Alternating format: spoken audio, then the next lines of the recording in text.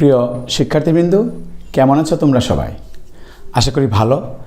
আজকে আমি তোমাদের মাঝে হাজির হয়েছি নবম দশম শ্রেণীর উচ্চতর গণিত বিষয়ের ত্রিকোণমিতি অধ্যায় নিয়ে। এই অধ্যায়ের 8.3 অনুশীলনীর দেখো 13 এর ঘ নাম্বার সমস্যাটা আমরা আজকে সমাধান করব। প্রশ্নটাকে খেয়াল করে দেখো, সমাধান করো বলছে কি, সমাধান করো tan square theta plus cot square theta equal to 2 যখন 0 less than theta less than 2 পাই।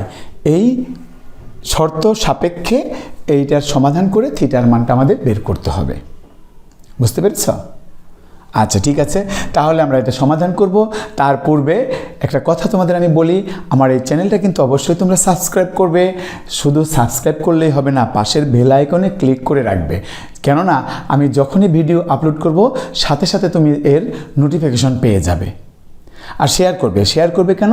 কারণ তোমার বন্ধুবান্ধবের কিন্তু এই সমস্যাটার সমাধান করার প্রয়োজন হতে পারে। আমরা শুরু করি সমাধান। প্রথমে আমরা প্রশ্নটা তুলে নেব, tan square theta plus cot square theta equal to 2। দেখো এখানে tan আছে এবং cot আছে। tan এবং cot এদের মধ্যে কিন্তু একটা সম্পর্ক আছে। কি? tan এর বিপরীত হচ্ছে cot, cot এর বিপরীত হচ্ছে tan। tan থিটা সমান আমরা জানি sin theta by cos theta, আর cot থিটা মানে হচ্ছে cos theta by sin theta. ঠিক সেই রকম আমি এটাকে বলতে পারি tan থিটা সমান 1 বাই cot থিটা, অথবা cot থিটা সমান 1 বাই tan থিটা।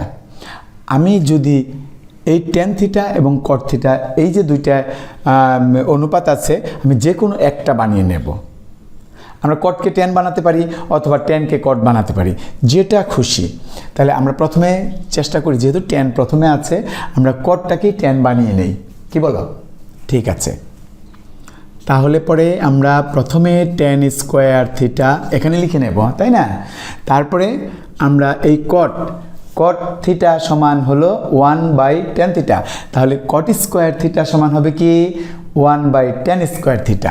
তাহলে আমরা এখানে লিখব 1 বাই tan স্কোয়ার থিটা। এদিকে 2 আছে, থেকে যাক। এরপরে এখন একটা সমাধান করব কিভাবে? এইটাকে করব আমরা লসাগু করে নেব যোগ করার জন্য। তাহলে tan স্কোয়ার থিটা হলো এখানে লসাগু। দেখো এখানে নিচে হর কিছু নেই, tan স্কোয়ার দিয়ে tan স্কোয়ারকে গুণ করে দিতে হবে। তাহলে tan to the power 4 theta plus এখানে tan স্কোয়ার দিয়ে tan স্কোয়ার ভাগ করতে হবে, 1 হবে। 1 দিয়ে 1কে গুণ করে দাও, 1ই হবে, ইকুয়াল টু 2। এরপরে চলে আসো নিচের লাইনে। আমরা 2 নিচে তো 1 আছে, তাহলে এইভাবে ক্রস মাল্টিপ্লিকেশন আড়াআড়ি গুণ করতে পারি। আড়াআড়ি গুণ করলে কি হবে? এই tan to the power 4 theta আর 1, এটা এই নিচের 1-এর সাথে গুণ হয়ে যাবে। আর এই tan স্কোয়ার থিটা এই 2 এর সাথে গুণ হবে। তাহলে এইটা যখন 1-এর সাথে গুণ হবে, তাহলে এই রাশিটা এখানে হবে। কি হবে? tan to the power 4 theta plus 1, আর এই দিকে হবে 2 tan স্কোয়ার থিটা। এরপরে আমি ওই যে ডান পাশে যে 2 tan স্কোয়ার থিটা আছে, এটাকে আমরা বামে এই যে এখানে নিয়ে আসবো, 2 tan square theta plus 1 equal to 0। একটু খেয়াল করে দেখো, এইটার স্কোয়ার বানানো যায়, এইটার স্কোয়ার বানানো যায়। এখানে 2 যেহেতু আছে, আমরা 2ab বানানোর চেষ্টা করতে পারি। তাহলে একটা সূত্র তৈরি করা যায়, তাই না? তাহলে আমরা সূত্রটা কিভাবে তৈরি করব? দেখো, tan স্কোয়ার থিটা তার whole square minus 2 into tan square theta into, তাহলে 1 দিই, 1 দিলে তো এটা মিলে যাচ্ছে, 2 tan স্কোয়ার থিটা প্লাস এখানে আমি 1 স্কোয়ার দিয়ে দিলাম ইকুয়াল টু 0। দেখো যে a square minus 2ab plus b square, a minus b whole square, তাই না?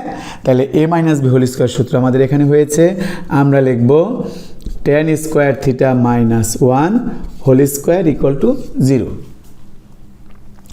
যেহেতু tan square theta minus 1 whole square এর মান 0 হয়েছে, তাহলে অবশ্যই আমার tan স্কোয়ার থিটা মাইনাস 1 এইটা ইকুয়াল টু 0 হবে। ঠিক আছে না? কারণ এইটার বর্গ করে যদি 0, একমাত্র 0-র বর্গ হলে পরেই আমাদের 0 হয়, তা নাহলে কিন্তু 0 হয় না। দেখো এখন আমার বোর্ডে তো জায়গা নেই, তাহলে আমরা একটু পরে মুছে নেই। এখন এখানে দেখো tan স্কোয়ার থিটা -1 আছে, তাই না? আমি যদি দুইভাবে করতে পারি, 1কে ওই পাশে নিয়েও করতে পারি অথবা 1-এর মধ্যে স্কোয়ার দিয়েও করতে পারি, দুইভাবেই হবে। আমরা 1-এর মধ্যে স্কোয়ার দিয়ে করতে পারি, এরকম দেখো tan স্কোয়ার থিটা -1-এর মধ্যে যদি স্কোয়ার দেই তাহলে কি হলো, a square minus b square সূত্র হয়ে গেছে। সেটা কি হবে, tan theta +1 whole into tan theta -1 equal to 0। দেখো এইটা হলো একটা মান, এইটা হলো একটা, দুইটার গুণফল 0। যখন দুইটা রাশির গুণফল 0 হয় আমরা কিন্তু জানি যে কমপক্ষে একটা 0 হতেই হবে। কমপক্ষে যদি একটা 0 আমরা বানাতে চাই তাহলে এরকম হয় না, দেখো তো কোনটা 0 আমরা তো জানি না, তাহলে এইটা 0 হতে পারে অথবা এইটাও 0 হতে পারে। ওই যে অথবা বলে ফেলছি, তাহলে আমরা অথবা লিখেই দেব, অথবা tan থিটা -1 ইকুয়াল টু 0। দেখো তাহলে এখান থেকে আমি পেতে পারি কি, tan থিটা ইকুয়াল টু -1 অথবা tan থিটা ইকুয়াল টু 1। এই যে দুইটা মান পেয়ে গেলাম, তাই না? এখন এখান থেকে আমরা মান বের করব কিসের, থিটার মান বের করতে গেলে আমার যে কোয়াড্রেন্টের হিসাবটা আছে সেই হিসাবটা দেখতে হবে। একটু খেয়াল করো, এই যে কোয়াড্রেন্ট 4টা চতুর্ভাগ আছে এখানে, তাই না? 4টা চতুর্ভাগের মধ্যে একটা কোথায় tan পজিটিভ কোথায় tan নেগেটিভ এটা কিন্তু আমরা জানি। দেখো এইখানে প্রথম কোয়াড্রেন্ট এটা দ্বিতীয়, তৃতীয়, চতুর্থ। আমরা তো আগে থেকেই জানি যে প্রথম চতুর্ভাগে, প্রথম কোয়াড্রেন্টে, ফার্স্ট কোয়াড্রেন্টে সকল ত্রিকোণমিতিক অনুপাত ধনাত্মক হয়, পজিটিভ হয়। তাহলে tan থিটা এখানে পজিটিভ হবে, আর ট্যানের ঘর হচ্ছে এইখানে পজিটিভ হবে। এই দুইটা জায়গায়, দুইটা কোয়াড্রেন্টের মধ্যে tan থিটা পজিটিভ হয়, আর এইখানে হয় নেগেটিভ, এইখানে হয় নেগেটিভ। তাহলে tan এই দুই ঘরে পজিটিভ হচ্ছে, এই দুই ঘরে নেগেটিভ হচ্ছে। তার মানে এখানে নেগেটিভ মান আছে, অবশ্যই এইটা এই ঘরে আছে, অবশ্যই এইটা এই ঘরে আছে। আর এটা পজিটিভ মান আছে এই ঘরে অথবা এই ঘরে আছে। এখন কোন ঘরে কিভাবে যাব, প্রথমে দেখতে হবে 1 tan থিটার কত ডিগ্রির মান বা কত রেডিয়ানের মান। আমরা কিন্তু এটা শিখে ফেলেছি অনেক আগেই, tan π/4 equal to 1, tan π/4 equal to 1। এখন খেয়াল করো, আমি যখন এই ঘরে চলে আসব তখন এইখানে আমরা π/4 ধরব সূক্ষ্মকোণ। তারপরে যখন এই ঘরে আসতে হবে তখন আমাকে কি করতে হবে, এই যে প্রথম কোয়াড্রেন্টের এই পাশ থেকে এই পর্যন্ত আসলে একটা π/2 বা 90 ডিগ্রি হলো, তাই না? যখন এখান থেকে কিন্তু আমি এই ঘরে যেতে পারি একটা 90 নিয়ে, কিন্তু আমরা সেটা যাব না, কারণ বেজোড় 90 সংখ্যক ব্যবহার করা যায় না, কারণ সাইন থাকলে কজ হয়, কজ থাকলে সাইন হয়ে যায়, চেঞ্জ হয়ে যায়। কিন্তু তখন আমি কি করব, জোড় সংখ্যক বানানোর জন্য আমি চলে আসব এখানে যেয়ে তারপর পিছন দিকে যাব এই ঘরে। তাহলে এটা কি হবে, π - π/4, এই ঘরটা হবে π - π/4।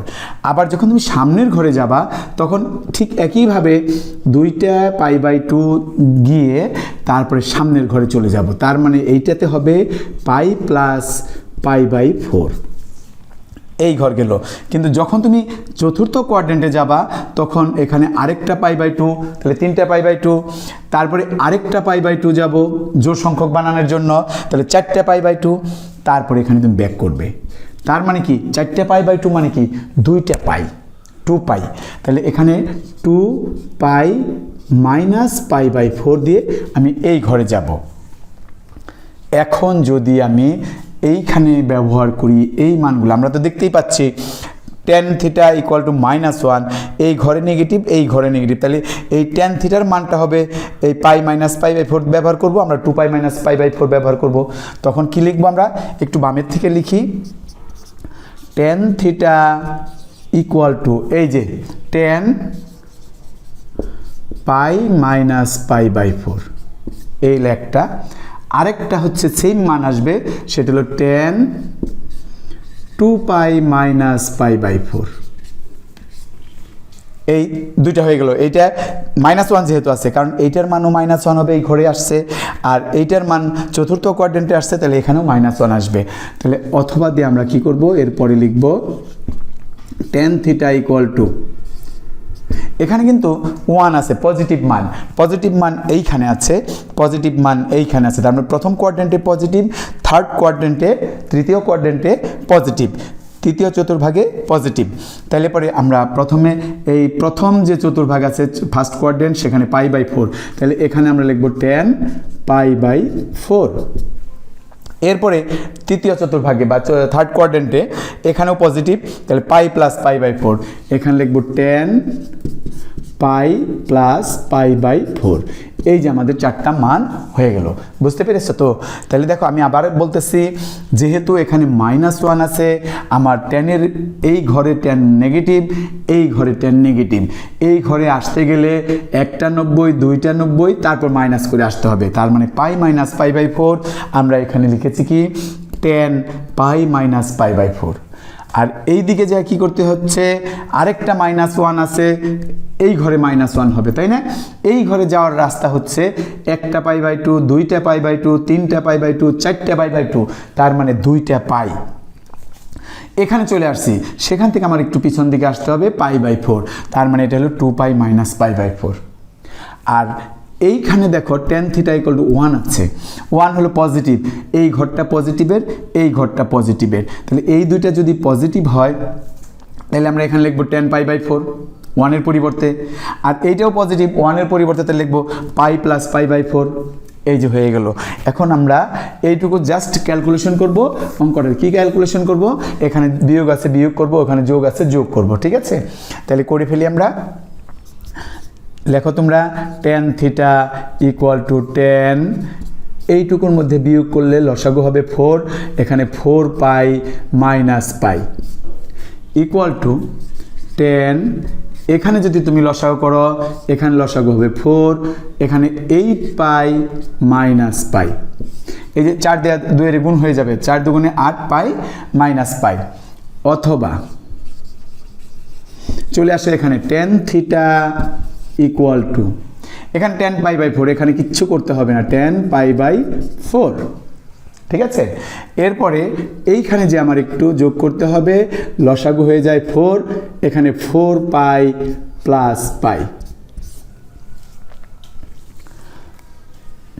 এরপরে দেখো tan theta equal to tan, এটা বিয়োগ করলে কয় 4π থেকে π চলে যাবে, থাকবে কি 3π/4 ইকুয়াল টু, এখানে থাকবে tan 7π/4, 8π থেকে একটা π চলে গেছে, 7π।